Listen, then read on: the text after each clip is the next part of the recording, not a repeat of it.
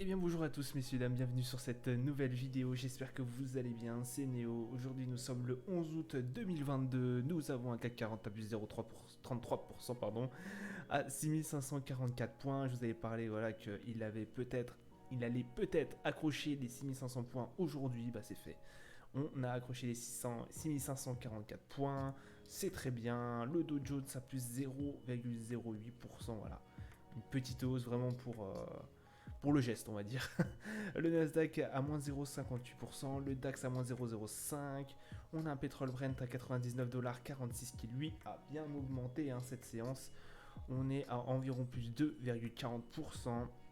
Un once d'or à 1788$, voilà une baisse de 0,06%, 1 euro USD à 1,0322, donc ça reste assez correct par rapport à ce qu'on a depuis des mois.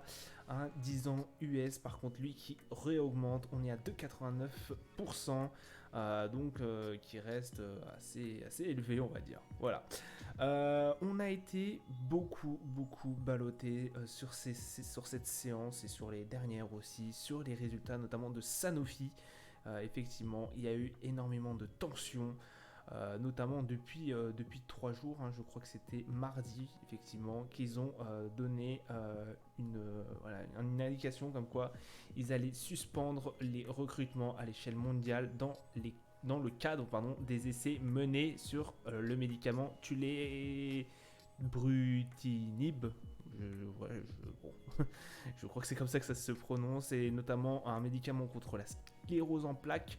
Du coup, bon, bah, ça a fait boule de neige, ça a éclaté en fait. Sanofi est en train de dégringoler, mais réellement. On a fini avec moins 3,33%. Hier, on était à moins. Oh, je sais plus de tête, mais je crois que c'était au moins 5%. Je crois qu'ils ont fait un bond de moins 10% mardi.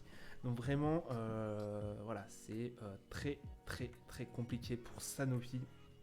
Et du coup, bah, ça a empathie énormément sur le CAC 40. Bon, après, il n'y a pas eu, il y a eu que ça. Il y a eu Elior Group à moins 2,78. Michelin qui fait un moins 2,59% aussi. Bon, voilà, c'est. Bon, l'essentiel, c'est qu'on ait atteint les 6,5 points. On espère que le gap de demain matin ne va pas être en défaveur du CAC 40. Il se pourrait par la suite que ça aille mieux avec la fin de la journée, avec les marchés US qui ouvrent à 15h30. Voilà. On a eu aussi les prix à la production qui rassurent au niveau des États-Unis. J'avais une petite crainte là-dessus. Effectivement, on a eu les résultats de l'inflation hier qui ont été excellents. Bon, voilà, les prix à la consommation se montrent du coup plus cléments que ce qu'on attendait sur les analystes. 8,5% sur un an contre 8,7% qui ont été anticipés, et on avait eu 9,1% sur le mois dernier. Les prix à la production n'ont augmenté que de 9,8% sur un an en juillet, outre-Atlantique, en deçà de là des 10,4% du coup qui étaient attendus. On rappelle que il y a eu 11,3% au mois de juin. Donc voilà, c'était vraiment une bonne nouvelle. On a du coup c'est aussi hors éléments volatiles, les énergies et l'alimentation. La hausse est 2 fois inférieure aux anticipations, de 0,2% contre 0,4% sur un an. L'inflation à la production ressort à 7,6 contre 7,7 qui était attendu. Donc voilà, on a vraiment des indices, des chiffres qui montrent que les États-Unis vont mieux que ce qu'on pensait. Ces stats, ces indicateurs, pour certains, montrent que le pic d'inflation, depuis qu'on n'arrête pas d'en parler, ce pic d'inflation, qui semblerait avoir été atteint, et puis qu'on soit sur une pente, comment dire, on est en train de redescendre de la montagne. Bon, le tout est de savoir du coup dans quelle mesure elle va continuer de du coup se modérer et à quel rythme, effectivement. Si c'est cette pente qui va, voilà, on va de plus bas, on atteint un point bas, puis après on remonte, puis après on atteint un point bas, ou si ça va glisser comme ça, mais d'une frénésie énorme, bon, ça va pas être la même chose que si ça fait des vagues, quoi. je ne sais pas si trop vous avez compris, mais ça va dépendre du rythme effectivement que l'inflation va décélérer. En septembre, on n'oublie pas qu'on a des sacrés rendez-vous, notamment on a la minute du FOMC, donc minute de la Fed, et les prix à la consommation. Voilà, soyez au rendez-vous au mois de septembre. La rentrée s'annonce compliqué, voilà. D'un point de vue, alors je pense d'un point de vue US, au bout d'un moment, bon, on va voir ce que ça va donner, mais ils ont l'air d'avoir cassé ce pic, ils ont l'air d'avoir traversé le pic d'inflation, ce qui n'est pas du tout le cas, bien évidemment, de l'Europe. Hein. On se rappelle, mois de septembre, bon, on finit l'été, on va tous se remettre au travail. Pour certains, il y en a certains qui n'ont pas fini, qui n'ont pas commencé leurs vacances d'ailleurs, et il y en a d'autres qui vont reprendre le travail, etc. On va avoir des nouvelles indicateurs. Il va falloir aussi se rappeler que bientôt, au mois de septembre, après il y a octobre, après il y a novembre, donc ça commence à être des mois, on va dire, où la chaleur, il fait pas 40 degrés quoi.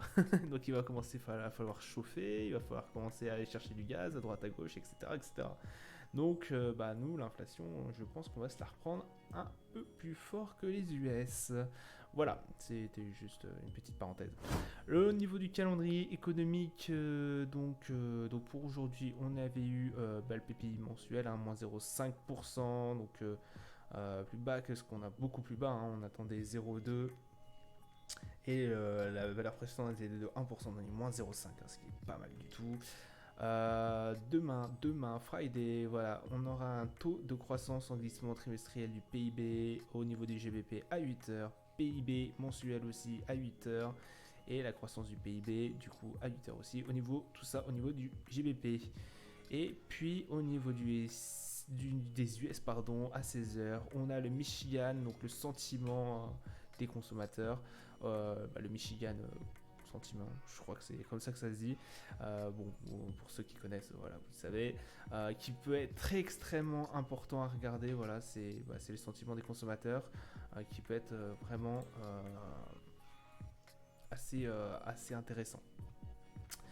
Sachant que là, voilà, on avait atteint les 52,5, on avait relevé juste un tout petit peu. Non, pardon, on attend 52,5.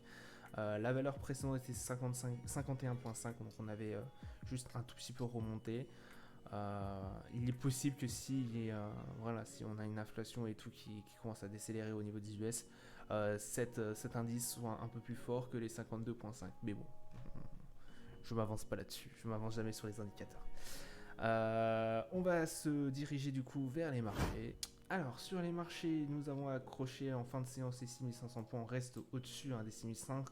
J'avais mis une grosse barre, donc voilà, ça fait quelques séances quand même qu'on est, ça fait 2 séances maintenant qu'on est dans le vert au-dessus des 6500 points. Espérons que la fois prochaine aussi, donc c'est-à-dire demain. Le Nasdaq à 13 312 points, voilà, on a eu une on a tenté une belle hausse aussi à 3500 points et quelques. Ça c'est pas fait, on est redescendu sur la barre des 3300 et quelques. Donc vraiment ça peut être intéressant pour le Nasdaq d'essayer d'attraper les 3500. Et si on atteint les 3500, c'est possible aussi que le CAC atteigne les 6600. L'euro-USD, bon, voilà. On va commencer à atterrir sur les 1,03, 1,04 points, 1,04 pardon. Ce qui peut être très très très intéressant parce qu'effectivement ça nous sortirait un peu du pétrin. Espérons qu'on n'atteigne plus jamais cette parité d'1 euro pour $1. On est loin d'être sorti d'affaires, voilà, même si je peine à y croire. Mais je pense que c'est possible qu'on atteigne les 1,04 et qu'on essaye de stabiliser au max les 1,04. Au niveau du Dow Jones, on est à 33 359 points. Le DAX, on est aux alentours des 13 600 points. Le Brent qui a fait aussi une belle montée aujourd'hui, qu'on est à 101,90$. On a atteint les 102,65 $, à voir si ça va se maintenir. Et le gold qui a mis 787 $. On a tenté avant-hier, si vous voulez, d'atteindre les 1800 points. On a vu qu'on a touché les 1800 points, on est redescendu tout de suite après. Ce mouvement n'était pas assez fort pour effectivement garder cette tendance haussière et rester calé, casser cette résistance des 1800 points et d'y rester. Voilà, ce sera tout pour moi pour aujourd'hui. Je vous souhaite une agréable soirée, un bon trade à vous pour les traders de demain et je vous dis à plus tard. Ciao ciao.